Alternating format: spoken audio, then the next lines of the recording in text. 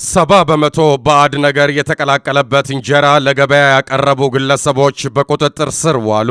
እንጀራው ሲመረመር 70 በመቶው ለምግብነት የማይውል ባዕድ ነገር ሲሆን 30 በመቶ ደግሞ ጤፍና በቆሎ መሆኑን የክፍለ ከተማው የምግብ መድኃኒትና ጤና ክብካቤ አስተዳደርና ቁጥጥር ጽሕፈት ቤት ኃላፊ አቶ አንጋ እርቀታ ገልጸዋል። ተጠርጣሪዎቹ በክፍለ ከተማው ወረዳ 3 እና 5 የተለያዩ ቤቶችን ከግለሰቦች በመከራየት የእንጨት ፍቅፋቂ፣ ሰጋቱራና ጀሶን በመቀላቀል ገሩ ለገበያ ሲያቀርቡ ቆይተዋል። እስካሁን በተገኘው መረጃ ተጠርጣሪዎቹ ለ3 ወራት ያህል በዚህ ስራ ተሰማርተው ነበር።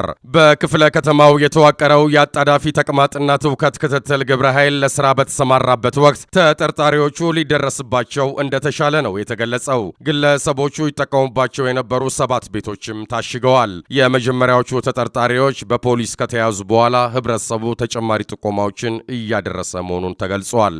የዘገባው ምንጭ የኢትዮጵያ ብሮድካስቲንግ ኮርፖሬት ነው። ሰላም፣ አዳዲስ የድሬቲው መረጃ ወደ እርሶ እንዲደርስ ከታች የምትገኘውን ቀይዋን ሰብስክራይብ የምትሏን በተን ይጫኑ እና የድሬቲው ደንበኛ ይሁኑ። መልካም ጊዜ።